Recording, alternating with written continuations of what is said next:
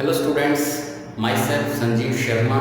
और जो आज हम साइंस का टॉपिक डिस्कशन करने जा रहे हैं वो है क्लास 10th का है और first chapter chemical reaction and equation. जी हाँ, फर्स्ट चैप्टर में chemical reaction and equation, characteristics of chemical reaction.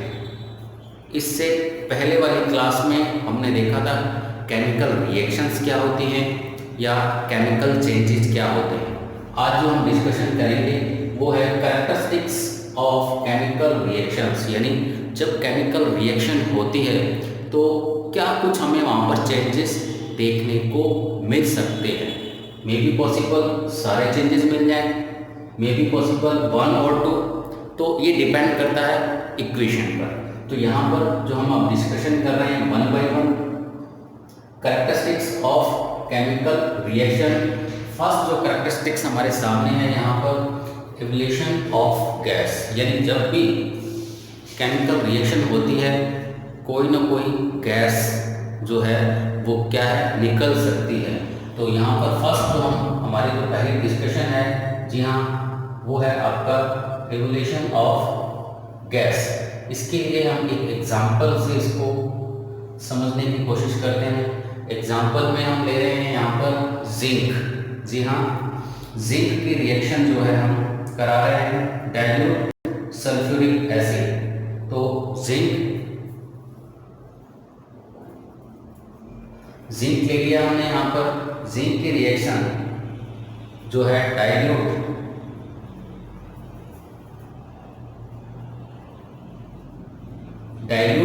Sulphuric acid,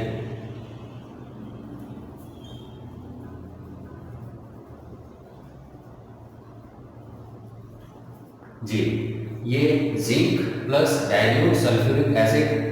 dilute के लिए अगर हम यहाँ पर देखें, डाइल्यूट मीन्स वहाँ पर जो कंसंट्रेशन है एसिड की वो कम है, वहाँ हमने वाटर मिक्स किया हुआ है, यानी कंसंट्रेशन ऑफ वाटर क्या है यहाँ पर ज़्यादा है। एसिड में वाटर ज़्यादा है और एसिड क्या है कम, so it is called dilute.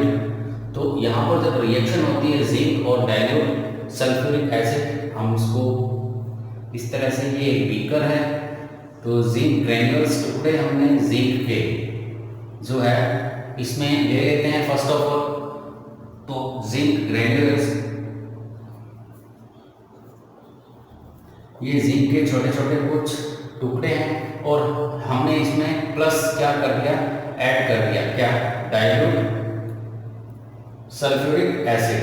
तो क्या होता है यहाँ पर जो जिंक ग्रेन्यूल्स हैं उनके पास में इस तरह से बबल्स जो है निकलना क्या हो जाते हैं, स्टार्ट हो जाते हैं। मीन्स जैसे ही जिंक ग्रेन्यूल्स की रिएक्शन किसके साथ होती है, डाइल्यूट सल्फ्यूरिक एसिड के साथ, तो गैस निकलना क्या हो जाती है, स्टार्ट हो जाती है। और ये जो गैस होती है यहाँ पर H2, जी हाँ, H2 gas means hydrogen gas यहाँ पर जो है निकलना क्या हो जाती है, स्टार्ट हो जाती है। तो ये जो है क्या शो करता है कि जब भी कोई केमिकल रिएक्शन होती है तो मे भी पॉसिबल है वहाँ पर कोई ना कोई गैस जो है लिबरेट हो सकती है, निकल सकती है। साथ में अगर हम देखें, इसको अगर टच करके देखते हैं, इस बीकर को क्या करते हैं, टच करके देखते हैं, तो जो टेम्परेचर है वो थोड़ा सा क्या हो जाता है, इंक्रीज हो जाता है। इसी में अगर हम इसकी दूसरी कैरेक्टरिस्टिक्स भी यहाँ पर अगर देखें तो क्या है, ये थोड़ा सा क्या हो जाता है, हॉट, यानी ये जो सॉल्यूशन है ये क्या हो जाएगा, हॉट हो जाता है। हॉट सॉल्यूशन मीन्स यहाँ पर गैस निकलने के साथ साथ एनर्जी भी क्या हो रही है, रिलीज हो रही है, एनर्जी भी जनरेट हो रही है यहाँ पर। तो ये हॉटनेस जो है ये क्या शो करती है, यहाँ पर हॉटनेस शो करती है कि ये जो है एक्सोथर्मिक रिएक्शन भी है, यानी ऐसी रिएक्शंस जहाँ पर हीट प्रोड्यूस होती है, हीट क्या होती है, निकलती है, इट इज कॉल्ड एक्सो।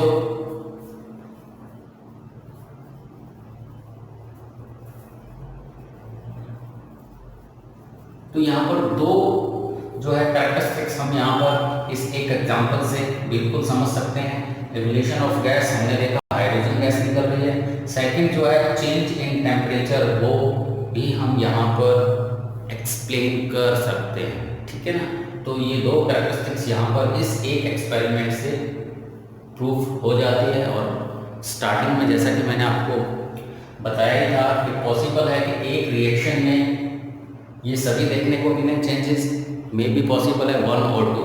तो यहाँ पर जो रिएक्शन है यहाँ पर हमें 2 चेंजेस देखने को मिल जाते हैं। एक तो गैस जो है वो लिबरेट होती है, और सेकेंडली जो है क्या है, जो सॉल्यूशन है हमारा वो कैसा हो जाता है, थोड़ा गर्म हो जाता है। तो it is exothermic reactions. Second, अब हम यहाँ पर देखें formation of precipitate.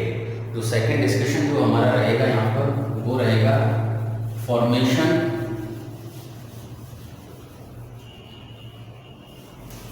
Of precipitate. जी हाँ, इससे पहले तो फर्स्ट ऑफ ऑल जो है प्रेसिपिटेट क्या है ये हमें थोड़ा सा देखना पड़ेगा।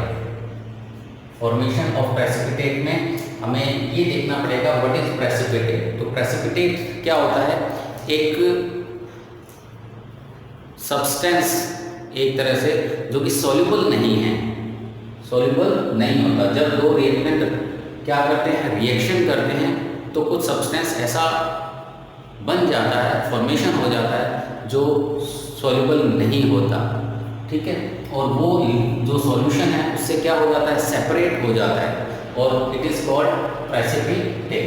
तो यहाँ पर जो सेकंड जो हम देख रहे हैं फॉर्मेशन ऑफ प्रेसिपिटेट, तो प्रेसिपिटेट जो है एक तरह से वो सब्सटेंस है जो सॉल्युबल नहीं है और वो घुलता नहीं है, तो वो क्या है, अलग हो जाता है, सेपरेट हो जाता है यहाँ पर। It is called precipitate. इसके लिए अगर हम एग्जांपल देखें फॉर्मेशन ऑफ प्रेसिपिटेट के लिए, तो यहाँ पर एक बेटर एग्जांपल है हमारे पास।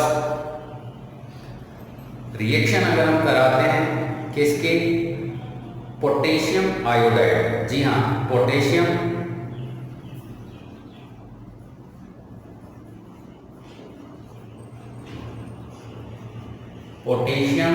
आयोडाइड।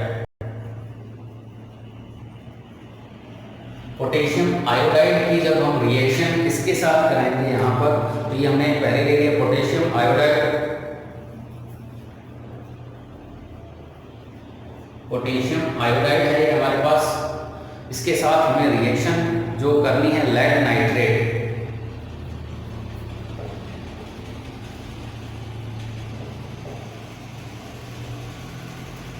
जी हाँ, लेड नाइट्रेट।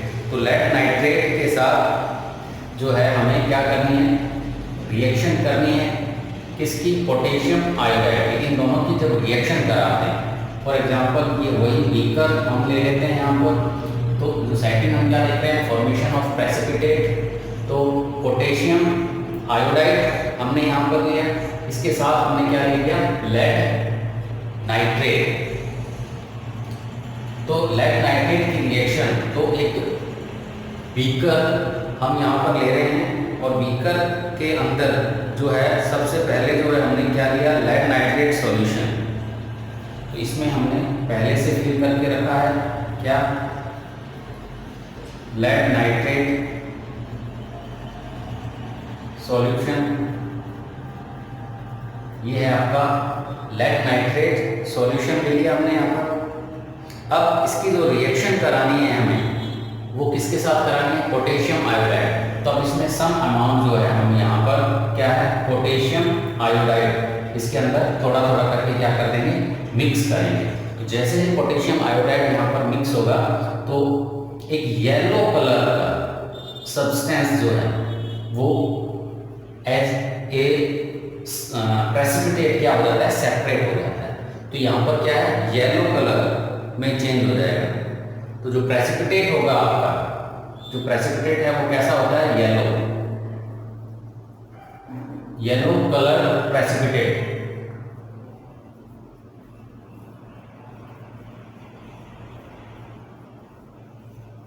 ये जो है येलो प्रेसिपिटेट यहाँ पर बन जाता है, ये सॉल्युबल नहीं है। तो ये येलो जो इस सॉल्यूशन में क्या है, अलग तैरता रहेगा, फ्लोट करता रहेगा, मिक्स नहीं होगा उसके अंदर। तो ये जो रिएक्शन है यहाँ पर देखो, ये भी एक तो चेंज इन कलर, जैसा कि ये था, देखो चेंज इन कलर को भी क्या कर रहा है, ये एग्जाम्पल शो कर रहा है। कलर भी क्या हो गया यहाँ पर, चेंज हो गया। और सेकेंडली जैसा कि हमने देखा था क्या, प्रेसिपिटेट।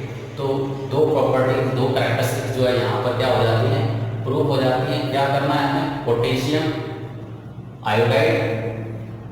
तो इसको पोटेशियम को हम थोड़ा सा दोबारा लिख लेते हैं।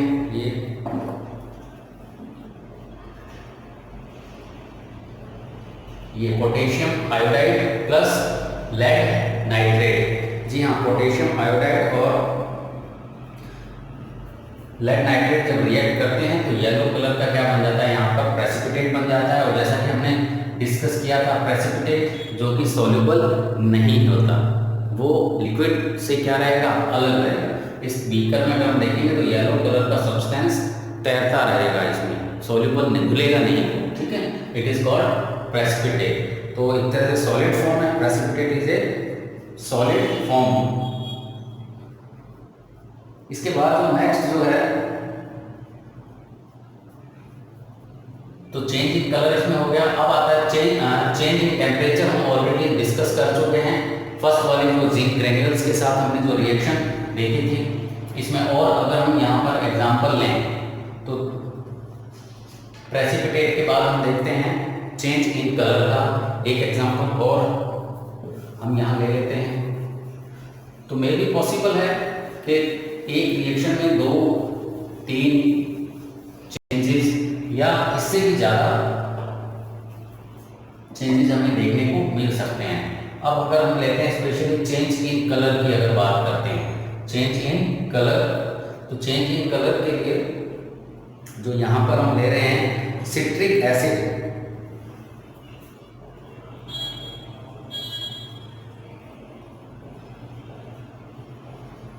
सिट्रिक एसिड ले लिया हमने। सिट्रिक एसिड, इसकी जो रिएक्शन करानी है हमें किसके साथ करानी है, potassium permanganate.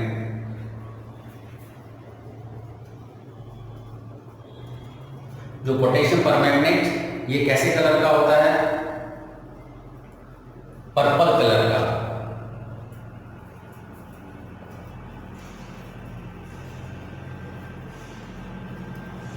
Potassium permanganate purple colour है, सिट्रिक एसिड, इन दोनों की क्या करानी है हमें यहाँ पर रिएक्शन करानी है। तो यहाँ पर अगर हम देखें तो पोटेशियम परमैंगनेट जो है वो पर्पल,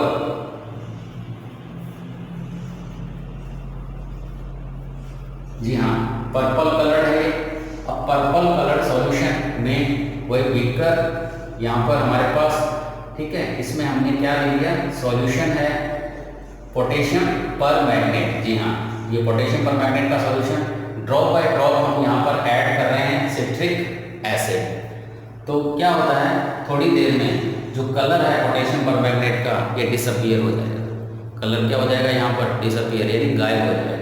कब, ड्रॉप बाय ड्रॉप, जैसे जैसे हम सिट्रिक एसिड इसमें ऐड करते रहेंगे, आफ्टर सम टाइम क्या होगा, कलर डिसअपियर हो जाता है। ठीक, तो जो ये जो कलर है किस तरह का कलर था, पर्पल कलर। तो ये पर्पल कलर जो है ये वास्तव में क्या होगा, यहाँ पर डिसअपियर हो जाता है। ठीक है, तो ये जो एग्जाम्पल जो शो कर रहा है ये किसके लिए हमने देखा था, चेंज इन कलर। नेक्स्ट जो आता है हमारे पास चेंज इन टेम्परेचर। एक एग्जाम्पल और इसका लिख लेते हैं, चेंज इन टेम्परेचर। तो ये यहाँ पर जो है चेंज इन टेम्परेचर पर अगर हम डिस्कशन करें तो जो एग्जांपल ले रहे हैं चेंज इन टेम्परेचर में क्विक लाइन। तो यहाँ पर क्विक लाइन चूना ही होता है, इसकी रिएक्शन वाटर के साथ करानी है। क्विक लाइन इसकी रिएक्शन किसके साथ करानी है, वाटर के साथ में। तो जैसे ही क्विक लाइन की रिएक्शन, ये वही बीकर, ठीक है, इसमें सम अमाउंट में क्या ले लिया हमने, क्विक लाइन में ऐड कर दिया, क्या वाटर इसमें ऐड किया। तो जो सॉल्यूशन जो भी बना है उसका टेम्परेचर क्या हो जाता है, इंक्रीज हो जाता है ना। तो ये टेम्परेचर जो है यहाँ पर इंक्रीज हो जाता है, हॉट, यानी सॉल्यूशन क्या हो जाएगा, हॉट हो जाता है। तो ये जो है एक्सपेरिमेंट जो है क्या शो कर रहा है, किसके साथ किया हमने एक्सपेरिमेंट, हमने किया था क्विकलाइन प्लस वाटर। तो क्विकलाइन में जब वाटर ऐड होता है तो सॉल्यूशन का जो टेम्परेचर है वो क्या हो जाता है, इंक्रीज हो जाता है, राइज हो जाता है। तो rise in temperature, rise in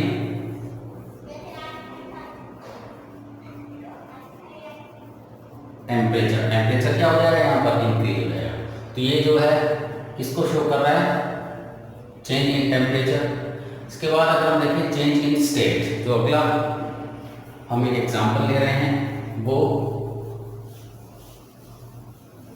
change in state. तो चेंज इन स्टेट में अगर हम देखें तो कैंडल बर्न होते हुए हमने देखी है। ये थोड़ा सा कैंडल जो है यहाँ पर बना लेते हैं, ये इसकी फ्लेम हो गई, ठीक है। तो जो नीरेस्ट जो होता है वैक्स, तो ये अपनी कैंडल है। तो बर्निंग कैंडल जलती हुई एक मोमबत्ती का एक एग्जांपल लें यहाँ पर। तो जो वैक्स, ये वैक्स जो है वो लिक्विड है, क्योंकि टेम्परेचर इंक्रीज होने से क्या हो गया, ये मेल्ट हो गया यहाँ पर। ये क्या है, वैक्स है सॉलिड। ये देखो सॉलिड से इसमें चेंज हो गया लिक्विड में। इसके साथ साथ जो लिक्विड्स है और यहाँ पर वो वेपर्स फॉर्म में। तो ये जो है राइज होने ऊपर की तरफ, जैसे जैसे कैंडल क्या होती है, बर्न होती है, टेम्परेचर इंक्रीज होता है यहाँ पर। तो वैक्स की जो स्टेज है देखो, सॉलिड से फर्स्ट ऑफ ऑल किसमें चेंज हो जाएगा, वो लिक्विड में। और जब बर्न होगा आगे तो लिक्विड चेंज इनटू वेपर्स, और वो क्या है, फ्लेम के साथ जो है जलना स्टार्ट कर देता है। तो वास्तव में वो वेपर्स क्या हो रहे होते हैं, बर्न हो रहे होते हैं यहाँ पर। तो ये जो एक एग्जांपल है यहाँ पर हमने क्या ले लिया, चेंज इन स्टेट। तो देखो सॉलिड स्टेट भी हमें यहाँ पर दिख रही है, लिक्विड भी है, और जो वेपर्स फॉर्म में जो बर्न हो रहा है यहाँ पर, ये क्या है आपका गैसियस स्टेट। तो इस तरह से चेंज इन स्टेट के लिए ये एग्जांपल बड़ा सुटेबल है। और यहाँ पर जो है हमें तीनों स्टेट देखने को मिल रही है, सॉलिड भी है, लिक्विड भी है, और गैस जो है बर्न हो रही है, यानी गैसेस वेपर्स, वैक्स के जो वेपर्स हैं वो क्या हो रहे हैं यहाँ पर, बर्न आउट हो रहे हैं, जल रहे हैं। तो इस तरह से ये जो कैरेक्टरिस्टिक्स ऑफ केमिकल रिएक्शन यहाँ पर वन बाय वन हमने एक एक एग्जाम्पल के थ्रू इनको समझने की कोशिश की। तो वास्तव में ये केमिकल रिएक्शंस जब भी होंगी, ये तो कुछ एग्जाम्पल्स थे, जब भी कोई भी केमिकल रिएक्शन होती है तो इनमें से कुछ ना कुछ चेंजेस हमें वहाँ पर देखने को मिलते हैं। आज की क्लास में इतना ही। Thank you very much.